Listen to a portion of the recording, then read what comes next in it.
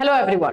DSSB से जो है वैकेंसीज आ चुकी है। कल आपने इसका नोटिफिकेशन भी देख लिया होगा, आप लोगों को इसके बारे में इंफॉर्मेशन भी मिल गई होगी। आज चलिए हम जानेंगे कि DSSB में फॉर्म भरने के लिए आपके पास क्या क्या जो है क्वालिफिकेशन होने चाहिए, कौन कौन से लोग जो हैं, कौन कौन से बच्चे DSSB का फॉर्म भर सकते हैं। क्या सिर्फ दिल्ली वाले भरेंगे या दिल्ली के बाहर के भी बच्चे फॉर्म भरेंगे, उस पर भी बातें होंगी।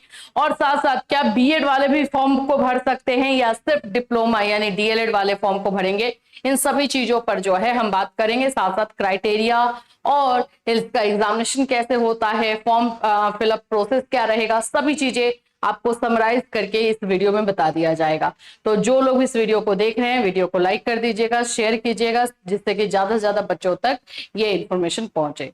तो फ्रेंड्स, चैनल पर पहली बार विजिट करें तो चैनल को सब्सक्राइब कर लेना, बेल आइकन को हिट कर देना। यहाँ पर आप लोगों को हर तरह की वैकेंसीज के बारे में इंफॉर्मेशन दी जाती है, चाहे ये वैकेंसी गवर्नमेंट हो, प्राइवेट हो, हर तरह की वैकेंसीज के बारे में इंफॉर्मेशन हम देते हैं। तो चैनल को सब्सक्राइब कर लीजिएगा। देखिए, सबसे पहली चीज, DSSB में आप लोगों की वैकेंसी बहुत दिनों के बाद देखने को मिली है। लगातार हमारे पास कुछ दिनों से जो है कॉल आ भी रहे थे कि मैम DSSB में वैकेंसीज कब आएगी। हमने ऑलरेडी कहा था कि टाइम ओवर हो रहा है, अब किसी दिन भी देखने को मिल सकता है। टाइम तो इसका था जुलाई अगस्त में ही, अभी चलो सितंबर में जाकर के निकाल रहा है, लेकिन निकला तो सही, बट सीट बहुत कम है। चलिए इसको समझ लेते हैं। सबसे पहले तो आप ये देखो कि फॉर्म फिलअप कब से स्टार्ट हो रहा है, डेट याद रख लेना है, ठीक है। और जिसको फॉर्म भरना है जल्दी से जल्दी भरोगे। आप लोग का फॉर्म फिलअप 17 सितंबर से स्टार्ट होगा, 17 सितंबर से स्टार्ट होगा, 12 बजे से, दोपहर 12 बजे से। क्लोजिंग डेट आप लोगों का 16 अक्टूबर है, यानी कि आप लोगों को 1 मंथ का टाइम मिला है, 1 महीने का टाइम दिया गया है फॉर्म को भरने के लिए। तो सही है, आप लोगों का ये डेट आपको याद रखना है। ये जो वैकेंसी आई हुई है असिस्टेंट प्राइमरी टीचर की है।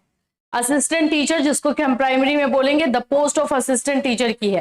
टोटल अगर सीट की बात कर लेते हैं तो 1180 सीट है, 1180 सीट है। यहाँ पे कैटेगरी वाइज निकला हुआ है।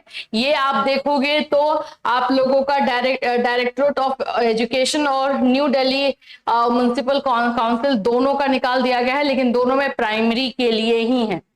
अच्छा, अब यहाँ पे बच्चे आप लोग क्वेश्चन करते हो कि मैम हम लोग ओबीसी कैटेगरी से हैं, तो क्या हम ये फॉर्म को डाल सकते हैं, और आप दूसरे राज्य से हो, जैसे बिहार के हो, यूपी के हो, तो क्या आप ओबीसी कैटेगरी से डाल सकते हो? तो नहीं। यहाँ पे जो कैटेगरी आप लोगों को दिखाई दे रही है, ये सिर्फ दिल्ली वाले ही आप लोगों को डालेंगे, ठीक है। अब यूआर कैटेगरी यानी कि जनरल कैटेगरी में दिल्ली से बाहर के राज्य के बच्चे फॉर्म भरेंगे। ऐसा नहीं है कि बाहर के राज्य के फॉर्म नहीं भरेंगे। तो आप भी जानते हो कि एक राज्य से दूसरे राज्य में हम जाते हैं तो हम जनरल कैटेगरी हो जाते हैं, चाहे हम अपने राज्य में किसी भी कैटेगरी के हो, पता है ये बात। तो आप लोग जो है किसी भी राज्य को, इंडिया के किसी भी कोने से हो, आप बिल्कुल इस फॉर्म को डाल सकते हो। बस एज अ जनरल जो है आप डालोगे, और जो दिल्ली वाले रहेंगे उनको ये कैटेगरी वाला जो है फॉर्म भरने को मिलेगा, उनको उसका बेनिफिट जो भी होता है वो मिलेगा, ठीक है। चलिए आ जाते हैं, यहां पर देख लीजिए आप लोग। एडवर्टीजमेंट नंबर 5 2025 का है। ये सारी चीजें इसमें भी आपको बताई जा रही हैं। मेन हम आ जाते हैं एजुकेशन क्वालिफिकेशन पर, कि क्वालिफिकेशन क्या रखा गया है। क्या बीएड वाले फॉर्म भर पाएंगे? तो नहीं। प्राइमरी टीचर के लिए है तो आपको पता ही है कि बीएड को प्राइमरी टीचर से प्राइमरी से बाहर कर दिया गया, तो सिर्फ डीएलएड वाले, जेबीटी वाले, एनआईओएस डीएलएड वाले भी इसमें आप चाहो तो फॉर्म डाल सकते हो। यहाँ पे देखते हैं एजुकेशनल क्वालिफिकेशन में लिखा क्या है। सीनियर सेकेंडरी और इट्स इक्विवेलेंट, यानी कि आप लोगों के 12th में जो है 50% मार्क्स होने चाहिए। एंड 2 years डिप्लोमा, यानी कि आपको 2 साल का डीएलएड चाहिए, ठीक है। 2 years diploma in elementary education by whatever name known from a recognized board. Second इसका आप लोग का और में है senior secondary equivalent with at least 45% marks and 2 years diploma in elementary education name in accordance with the NCT recognition norms and procedure. तो आप लोगों का जो है यहाँ पर आगे का भी वही दिया गया है। बाकी में आप जाओगे तो ये 4 years का मिल जाएगा, यहाँ पर ये सभी है। इसके अलावा graduation and 2 years diploma in elementary education whatever name known, अगर आपका ग्रेजुएशन है और ग्रेजुएशन के साथ आपने डीएलएड किया है तो उसमें परसेंटेज का कोई खेल नहीं है, फिर आप डाल सकते हो, उसमें परसेंटेज नहीं लिखा हुआ है, ये देख लो। Graduation in 2 years diploma in elementary education by whatever name known from a recognised board, इसमें परसेंटेज नहीं है। तो ग्रेजुएशन प्लस अगर डीएलएड है तो परसेंटेज का कोई खेल नहीं। इसके साथ साथ आप लोग को सीटेड चाहिए, तो पूरा भाई प्राइम इसका क्वालिफिकेशन क्या चाहिए होगा, मिनिमम 12th पास, ठीक है, प्लस आप लोगों का डीएलएड और प्लस आप लोगों का सीटेड पेपर 1, सीटेड पेपर 1 जो प्राइमरी के लिए होता है। ये देखो, pass in the central teacher eligibility test conducted by the central board of secondary education, must have pass Hindi और उर्दू और पंजाबी और English as a subject at secondary level, यानी कि 12th में आपका जो है हिंदी, उर्दू, पंजाबी या इंग्लिश एज अ सब्जेक्ट होना चाहिए, वो तो लगभग हो ही जाता है। रिलैक्सेशन एससी एसटी को मिलेगा, वो सब आप लोगों को यहाँ पे दिया गया है। आगे हम आ जाते हैं, सैलरी के लिए आप देख ही सकते हो 35,400 का आपका सैलरी का बेसिक पे है, 112 तक जाएगा।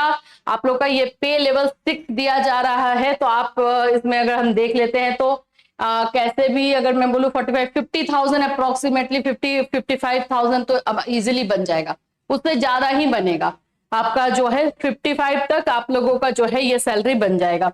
अब एज लिमिट सबसे जो यहाँ पर गंदा है ना, ये एज का है। DSSB दिल्ली में जो है एज बहुत कम कर दिया गया है।